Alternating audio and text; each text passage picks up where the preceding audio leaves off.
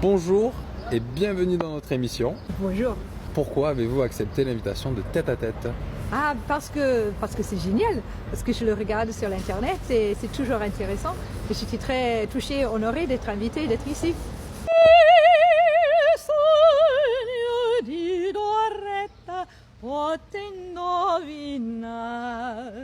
Il suo mistero come mai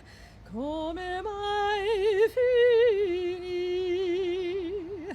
Ahimè, un giorno uno studente in bocca la baciò e fu quel bacio cui rivelazione fu la passione.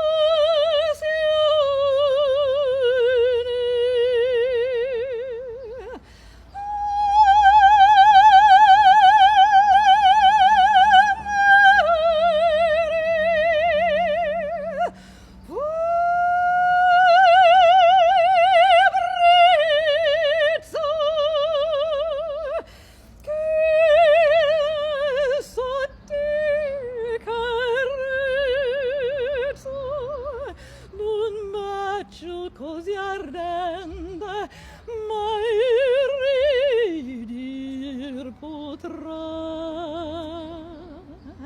Bienvenue dans notre émission. Bonjour. Pourquoi avez-vous accepté l'invitation de Tête à Tête? En fait, il y a deux raisons essentielles.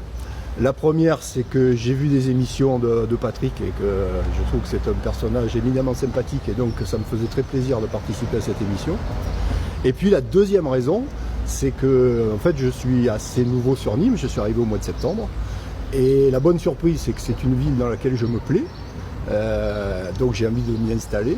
Et comme je suis comédien et auteur de théâtre, j'ai envie aussi de faire connaître ce que je fais. Et je trouvais que c'était un bon moyen de faire connaître mon travail et puis peut-être aussi de rencontrer des personnes qui ont la même passion que moi. Demain dès l'aube, à l'heure où blanchit la campagne, je partirai. Vois-tu, je sais que tu m'attends. J'irai par la forêt, j'irai par la montagne. Je ne puis demeurer loin de toi plus longtemps. Je marcherai, les yeux fixés sur mes pensées, sans rien voir au dehors, sans entendre aucun bruit, seul, inconnu, le dos courbé, les mains croisées, triste. Et le jour pour moi sera comme la nuit. Je ne regarderai ni l'or du soir qui tombe, ni les voiles au loin descendant vers Harfleur. Et quand j'arriverai, je mettrai sur ta tombe un bouquet de houx verts et de bruyères en fleurs. Décidément, il se passe toujours quelque chose à Nîmes. Le cercle de réflexion des étudiants nîmois organise le mercredi 22 mai à 18h30 au bar Le Victor Hugo leur dernier débat de l'année universitaire. Et vous pouvez les retrouver également sur leur page Facebook et vous pouvez même poser vos questions. Olivier Jalaguier, le républicain, l'homme de communication, fondateur de l'agence Terra Luna, vient d'adhérer, il y a 2 mois de cela, nous l'avons appris, à La République en marche. Il vient de faire sa demande officielle d'investiture pour les municipales de 2020 à Nîmes, voir l'émission du 13 mai que nous avions tournée en compagnie de Nicolas Cadenne. Proche de Yvan Lachaud, Nîmes, Valérie Corvoran, tiens, mon adhésion en marche n'empêche pas ma présence dans l'équipe Lachaud. Quant à Françoise Dumas, à Nîmes, pas de place pour une aventure personnelle. Allez, je vais de ce pas rejoindre mes invités.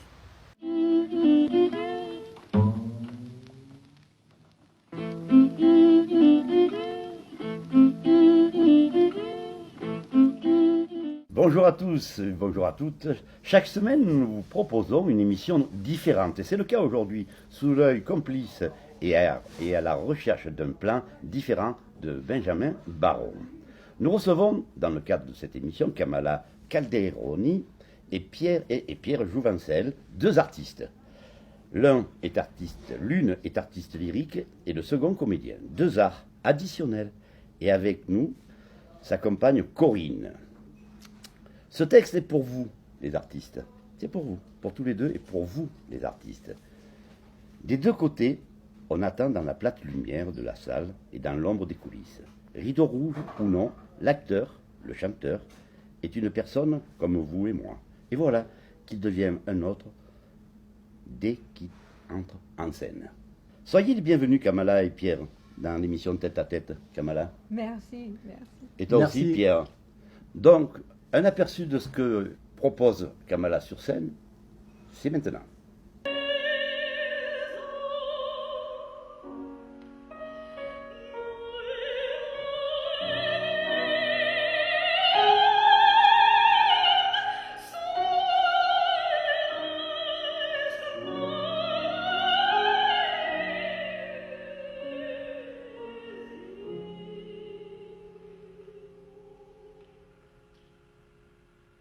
Alors, vous avez un point commun, vous deux, vous vous produisez chez le particulier et sur des grandes scènes. C'est la raison pour laquelle j'ai souhaité vous inviter. En effet, c'est assez original. Mettre en lumière des artistes, c'est le but également de nos entretiens. Alors, Kamala, parle-nous de toi, l'américaine. Pourquoi une jeune femme de San Francisco se retrouve en Europe et notamment à Nîmes? Je suis venue en Europe avec mon époux, qui malheureusement est décédé il y a quelques années. Alors j'ai quitté notre demeure après son décès, quelques années après, parce que c'était difficile d'y rester après un petit peu. Et je suis venue à Nîmes parce que toujours c'est une ville qui m'a attirée, que je trouve très chaleureux humainement. J'aime beaucoup l'énergie humaine qui est à Nîmes. Voilà. c'est Bien, pourquoi. tu es une artiste, mais tu as débuté par la danse. Oui, tout à fait. Quand j'étais enfant, j'adorais la danse. Ma reine, c'était une danseuse très illustre en fait, qui dansait pour Balanchine. Il a chorégraphié quelques danses pour elle, Allegra Kent. Alors, je rêvais de ça. Mais quand j'avais 16 ans, j'ai eu un problème avec mon petit corps qui ne voudrait plus danser. Un problème avec les os et les articulations, que c'était plus possible. Alors après une courte période, après 2 ans, j'ai trouvé qu'avec la voix, on pourrait faire les mêmes envolées, les mêmes extensions, mais sans forcément se faire mal au corps. D'accord. Voilà. Et donc tu as appris la musique et le chant à l'université, c'est ça? Oui, j'étais pas dans une conservatoire, mais à l'université où j'étais, c'est une toute petite université, mais tous les ressources étaient disponibles, la scène, tous les instrumentistes, j'ai pu monter les spectacles extraordinaires. Et c'est vraiment un lieu assez magique où j'ai découvert la joie de créer les productions. Bien. Alors dis donc, tu te produis ce dimanche 19 mai, tu te produis où exactement? Dans l'église de Saint-Charles, Oui. c'est boulevard Gambetta, ici à Oui. Nîmes, avec une superbe claveciniste, Corinne Bettirac. Alors c'est un concert de musique sacrée parce qu'on est dans l'église. Mais c'est extraordinaire parce que c'est beaucoup les compositrices baroques. Alors les femmes du XVIIe qui écrivaient, qui publiaient et qui vivaient de leur œuvre. Alors déjà aujourd'hui, les compositrices sont peu connues et d'en vivre de la composition, c'est très difficile. Voilà. Qu'est-ce que tu en penses, Pierre? Moi je trouve que c'est une belle idée de mettre à l'honneur les compositrices parce que c'est pas si courant que ça.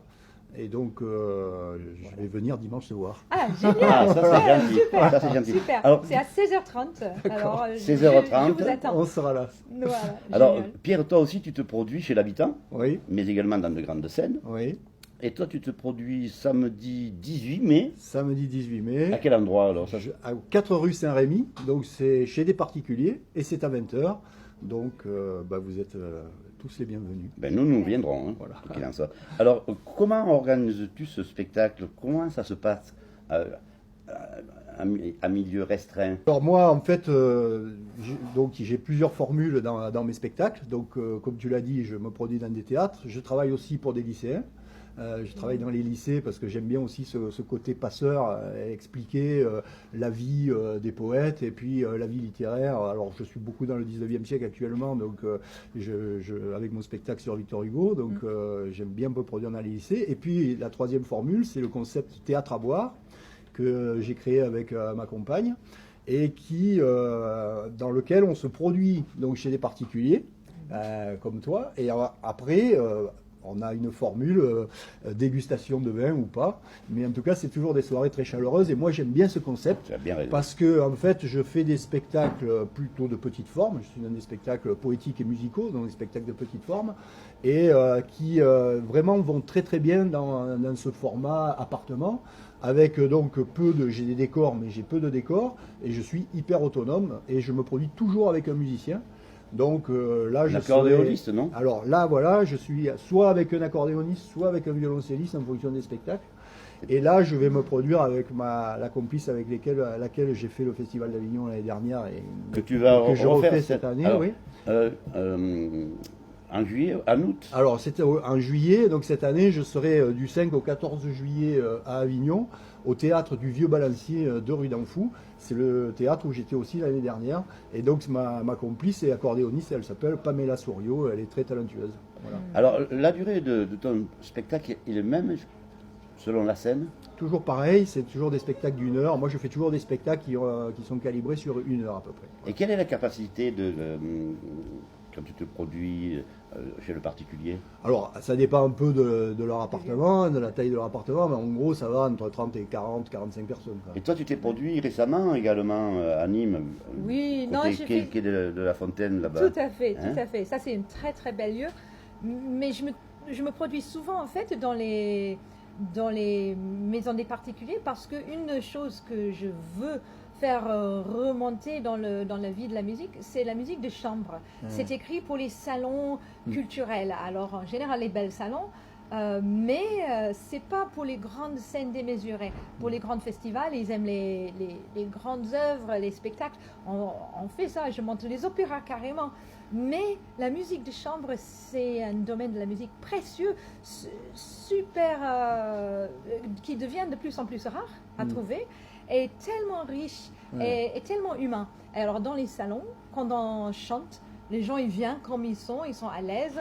Bien sûr, on fait l'apéro. Et c'est pas comme une salle de spectacle où tout le monde est coincé. Oh, il faut s'habiller comme ça. Il faut pas applaudir dans le mauvais moment. Attendez, il faut aussi. L'ambiance est totalement différente. Voilà, les gens sont vraiment en contact avec nous. Moi, je suis en contact avec la public direct. Et c'est tellement riche comme échange. Et aussi, les gens sont tellement plus à l'aise. Alors, ça rend de cette musique qui devient un petit peu rarifiée, que les gens imaginent, oh, c'est un petit peu que pour les bourgeois, etc. Ça rend beaucoup plus accessible et direct. Pour moi, c'est essentiel. Nous allons voir un extrait de ce que tu proposes à ton public. D'accord. Ah.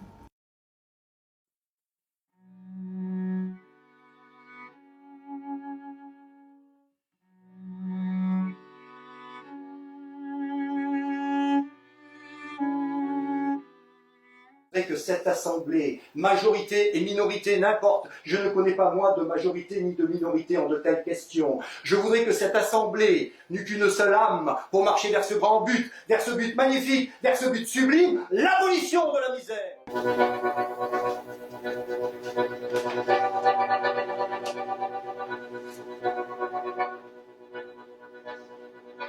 Voilà, c'est fait. Alors, tu t'intéresses également à Baudelaire? Oui, alors en fait, j'ai démarré, quand j'ai créé ma compagnie en 2014, j'ai démarré avec Baudelaire. Elle s'appelle comment cette compagnie? Ça s'appelle la Compagnie Élégie, voilà. Et j'ai commencé avec Baudelaire parce que je voulais donner à entendre de la poésie. Moi, ça fait plus de 30 ans que je fais du théâtre, mais j'étais dans une troupe où on était nombreux. Et puis un jour, j'ai voulu revenir un peu sur les traces de mon enfance, où j'étais un enfant passionné de poésie. Et je voulais donner à entendre de la poésie. Et du coup, je ne voulais pas faire de lecture, parce que la lecture m'ennuie un peu, même si c'est très bien lu. J'avais vraiment envie de jouer mes poèmes et d'être vraiment sur scène et acteur avec le public, et en communion avec le public. Et donc j'ai commencé, je me suis dit que finalement les Fleurs du Mal, c'était pas une mauvaise idée, parce que c'est quand même une somme. Et puis Baudelaire, au niveau poétique, même si le personnage n'est pas le poète que je préfère dans la vie, mais au niveau de ses poèmes, c'est quelqu'un pour moi qui est fabuleux. Il était considéré comme le poète maudit.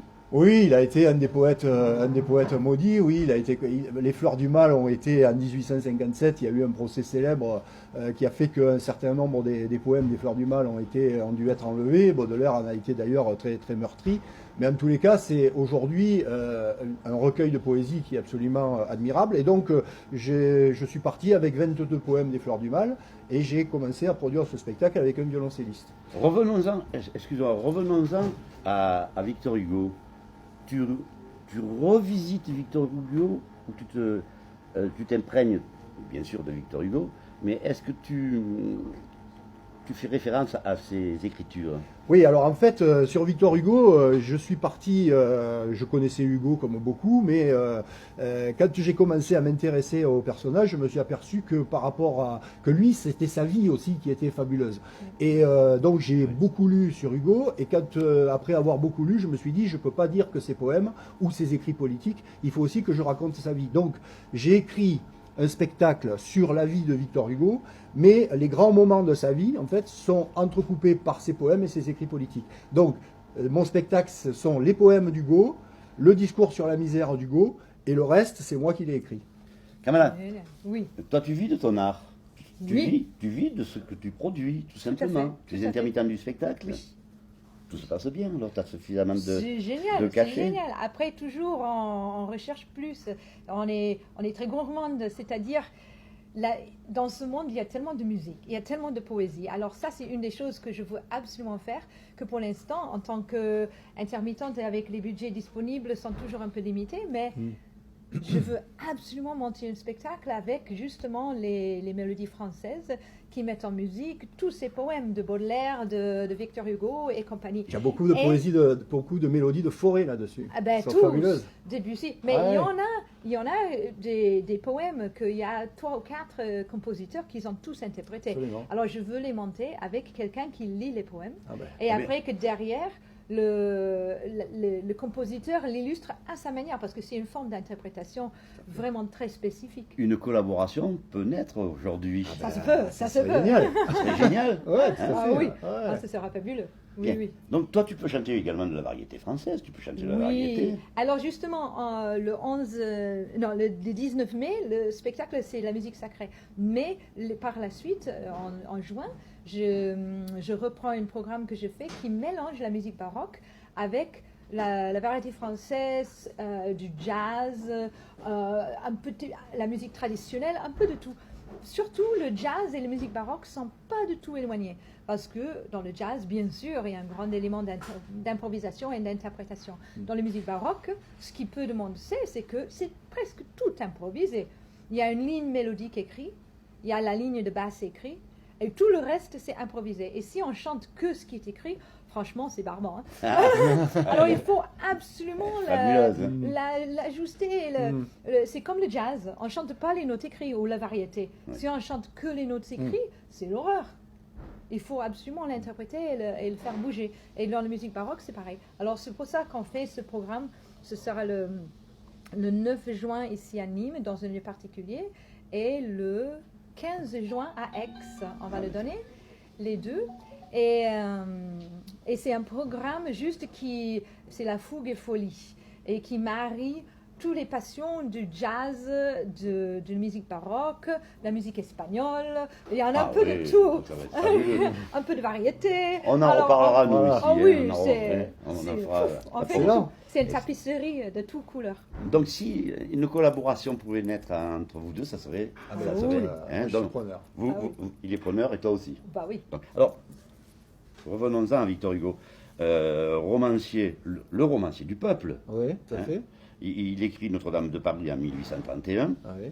Et surtout, Les Misérables en 1862. Ouais, exactement. Donc tu t'inspires de cela quand même. Alors évidemment, moi, comme je raconte la vie d'Hugo, en fait, mon spectacle, c'est Hugo à la fin de sa vie qui se raconte. Et donc, on part de sa naissance, on va jusqu'à sa mort, et donc je parle de toutes les grandes étapes de sa vie. Donc, à la fois le Hugo romancier, dont tu viens de parler, Notre-Dame de Paris, Les Misérables en 1862, bon, c'est quand même son grande œuvre. Le Hugo qui a écrit pour le théâtre, et puis le Hugo poète, mais aussi le Hugo politique, puisque Hugo est passé un peu par toutes les couleurs de l'échiquier politique, du royalisme de sa mère jusqu'à finir à la fin de sa vie à la gauche de l'Assemblée. Donc le Hugo politique et le Hugo l'homme aussi, Hugo avec ses turpitudes. C'était un chaud lapin quand même. Voilà. Hein, parce Donc que- Hugo a eu effectivement beaucoup d'aventures féminines et ça ne l'a pas empêché malgré tout de garder sa ligne et d'être aussi celui qui va être un des premiers à défendre l'égalité homme-femme malgré tout. Donc il a eu effectivement beaucoup de maîtresses.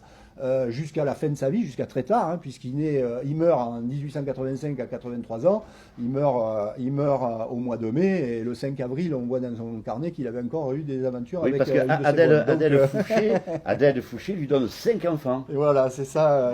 Il a 5 enfants, dont Léopold qui meurt à 3 mois. Voilà, Léopoldine qui va mourir, elle, en 1843. Charles, donc François-Victor, Charles qui va mourir au moment de la Commune, François-Victor, et l'autre Adèle, qui sera le seul de ses enfants qui lui survivra. Donc, malgré tout, dans cette vie très riche, il a une vie aussi très douloureuse, et c'est ce qui fait aussi la richesse de ce personnage, qui est à la fois super flamboyant. Il est chef de file des Romantiques à 28 ans. C'est un type qui est vraiment omniscient, qui est un génie dans tous les domaines, et en même temps un homme très douloureux, très replié sur lui-même par certains côtés. Et justement, on écrit peut-être plus facilement dans la douleur. Ben oui, d'ailleurs les contemplations, qui sont plus grands recueils poétiques, je pense, est un recueil sur lequel il y a beaucoup de douleur, et notamment des passages sur Léopoldine qui sont absolument magnifiques. Et toi, tu arrives à transmettre la douleur d'un texte lorsque tu le chantes, parce que oui, c'est obligé. Donc tu le vis vraiment passionnément. Tu es obligé de le vivre, c'est ce que tu disais. Il y a un équilibre très, très délicat peut-être à trouver, parce que si on vit trop directement l'émotion joyeuse ou triste d'une personnage sur scène, ça peut empiéter sur la capacité de chanter. Mais par exemple, j'ai chanté la Traviata, et en même temps, c'était l'époque quand mon époux il était mourant. Alors, il y avait beaucoup d'émotions, c'est clair, mais j'ai trouvé comment permettre que le corps, c'est juste, en fait, pour chanter, le corps, ça existe comme un vaisseau, un vaisseau, pour transmettre. C'est comme un tuyau, en fait, de chanter. Je dis souvent à mes élèves, parce que j'enseigne aussi le chant, qu'on est comme un tuyau d'orgue, mais avec les notes variables, mais on transmet, on fait vivre ces personnages. C'est comme être un médium, dans le sens de faire vivre les gens qui n'ont peut-être jamais existé, ou peut-être les gens qui sont décédés depuis un moment, comme Mozart et compagnie. On peut dire que la douleur transcende. Oui, mais on est juste comme la peinture d'un peintre. On est juste un médium qui se fait manipuler pour permettre cette expression. Et bien sûr qu'on le vit. Mais je crois que aussi la douleur, on s'inquiète beaucoup pour ça, et c'est pas nécessaire. Bien sûr, la vie est douloureuse. Et alors? Quel optimisme. C'est pas grave. Parce que on vit tous les choses douloureuses. Et c'est dans les arts qu'on a la possibilité d'aller au-delà de ça. Et je crois que Victor Hugo, il a vécu ça très profondément. Tout à fait, absolument. Et beaucoup des grands compositeurs, je pense à Mahler, Alma Mahler et Gustave, qui ont perdu beaucoup de leurs enfants. Oui, tout à fait. Et ce qui est drôle, Kind der Totenlieder de Gustav Mahler, il a écrit ça long avant qu'il a perdu ses enfants. Il a écrit ça pour un ami. Mais par la suite, il a perdu ses enfants. Et sa femme, compositrice extraordinaire, qui est complètement négligée, pas complètement, mais presque. Alors là, il y a un travail à faire là aussi. Et tu les chantes, les Kinder Totenlieder, ou pas? Non, ce que je chante de Mahler, c'est justement en collaboration avec sa femme. Je fais un programme, ce que j'ai donné récemment à Nîmes d'ailleurs, c'est un programme qui mélange les compositeurs et leurs femmes compositrices. Ah, c'est chouette. Donc Schumann aussi? Justement, Schumann. Alors les Mendelssohn, je ne suis pas une fan complètement convaincue de Félix. Alors, je ne touche pas la famille Mendelssohn. Mais après, chez les Français, il y a aussi les compositrices extraordinaires. Elles n'étaient pas mariées avec les compositeurs, mais ce n'est pas pour autant que je les boude. Et alors, Lesquelles, par exemple? Pauline Virardot. C'est une compositrice et comédienne. Elle faisait tout, ces femmes. C'était la muse de tout. Pauline Virardot, c'est super. Ah oui, c'est extraordinaire. Et aussi, j'ai un trou. Nadia Boulanger et sa sœur aussi. D'accord. Mais je préfère Nadia, très sincèrement. Pourquoi?